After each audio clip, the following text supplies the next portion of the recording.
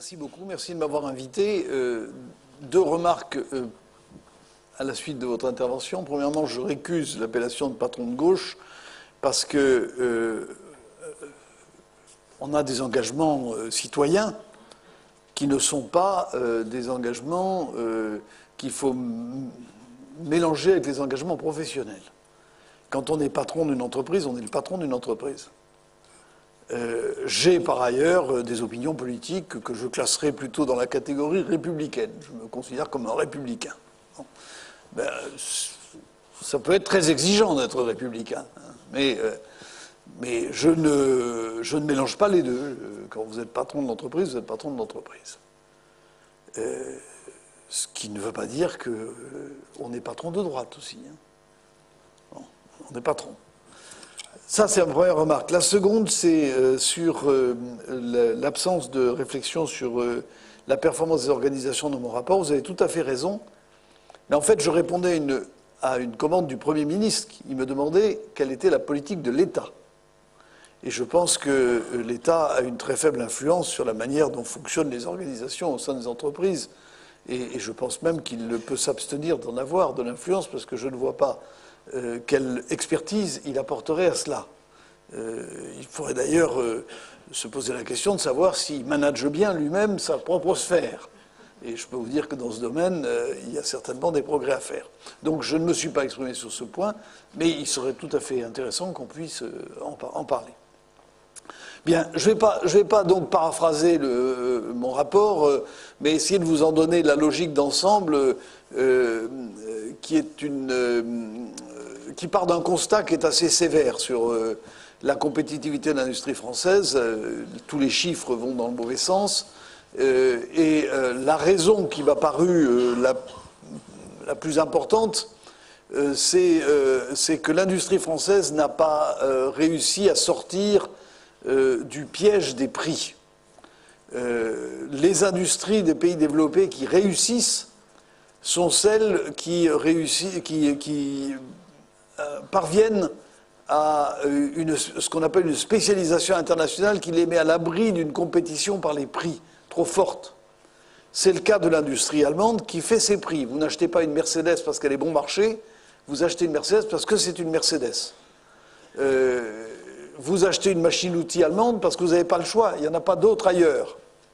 Et en plus parce que vous voulez la qualité allemande. Et donc vous acceptez les prix que font l'industrie allemande. C'est-à-dire que l'élasticité pour employer le langage savant, c'est-à-dire l'influence de l'évolution des prix sur les exportations allemandes est relativement limitée. Alors que cette influence est très forte sur l'industrie française. L'industrie française est très sensible au prix. Et elle n'a pas le choix. Si elle veut continuer à exporter, même si elle veut satisfaire son marché intérieur, elle doit s'aligner sur des prix qu'elle ne maîtrise pas, parce qu'elle n'a pas réussi à se différencier suffisamment. La conséquence de cela, c'est qu'elle est soumise à la concurrence de pays qui ont des structures de coûts beaucoup plus favorables. En termes de... Favorable, je ne sais pas si le terme est bon, mais enfin plus bas. Des structures de coûts plus avantageuses du point de vue de la compétition. Et la conséquence de cela, ça a été l'effondrement des marges des industries manufacturières.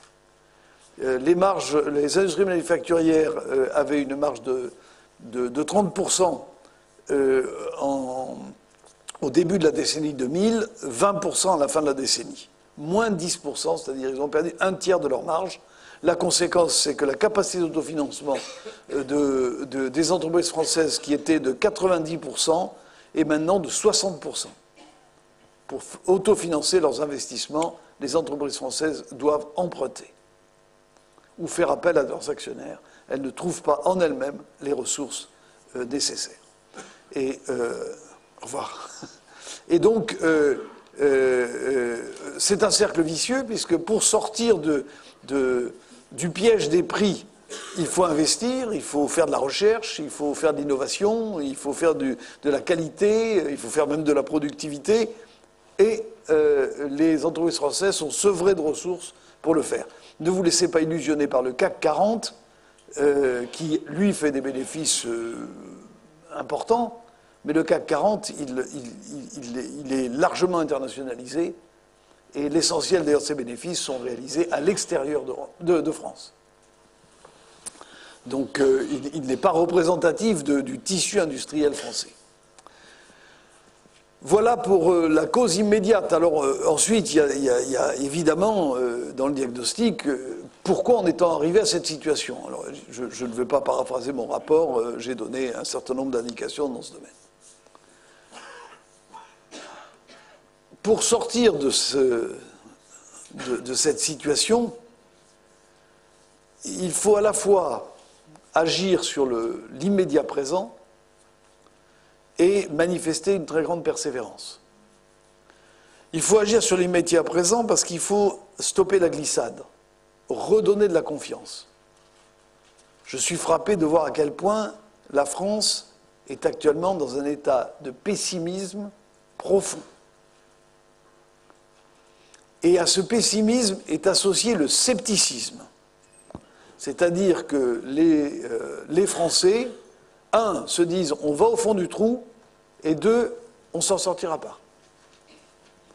Je pense que cette situation est absolument mortifère et qu'il faut sortir de cette spirale du pessimisme.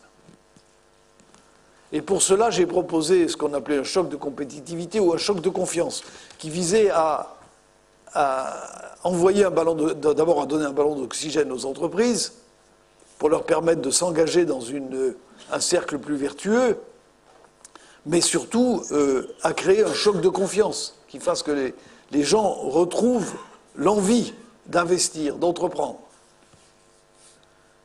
Mais je n'ai jamais pensé que ce choc de compétitivité allait régler le problème. Je crois que la reconquête de la compétitivité de l'industrie française, c'est une affaire de plusieurs années, peut-être une décennie. Ça va prendre beaucoup de temps.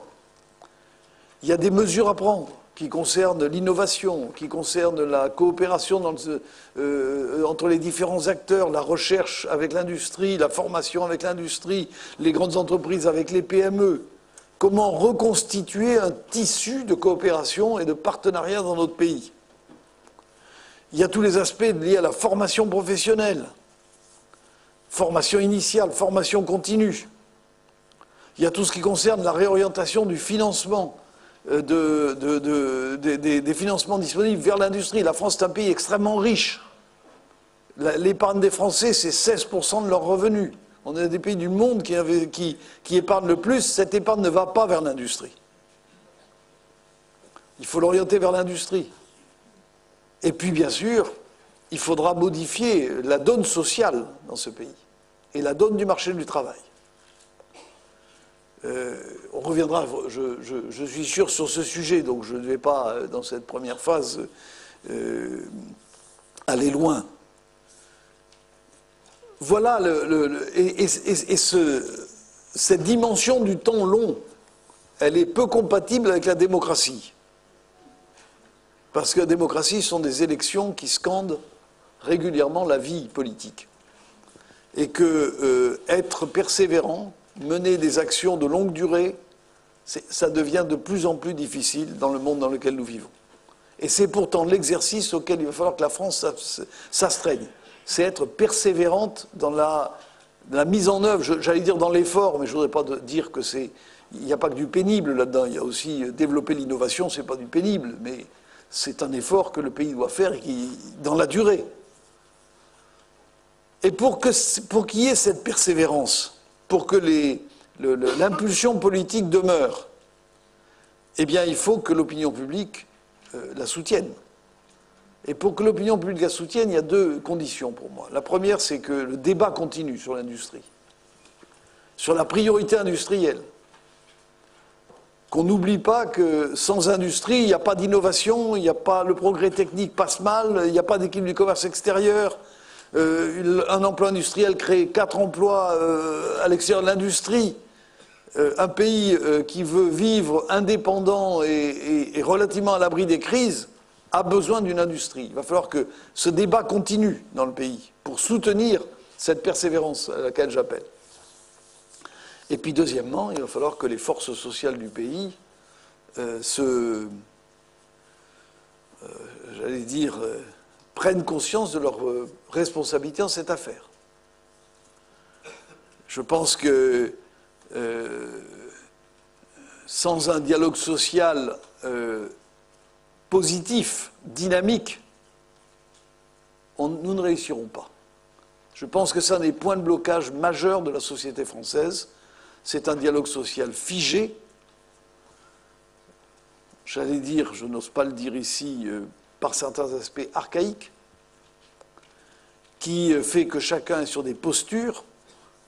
Et c'est pour cela que l'accord du 11 janvier est pour nous tous, une lumière dans ce domaine.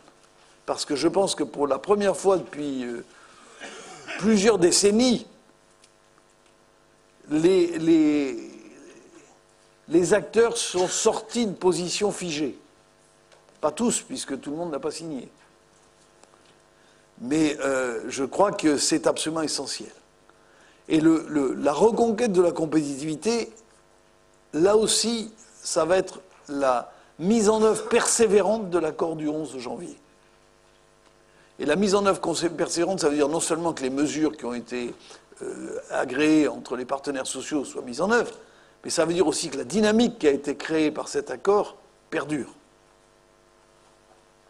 Et là, nous avons tous une responsabilité très forte. Donc je me résume, on a besoin de persévérance.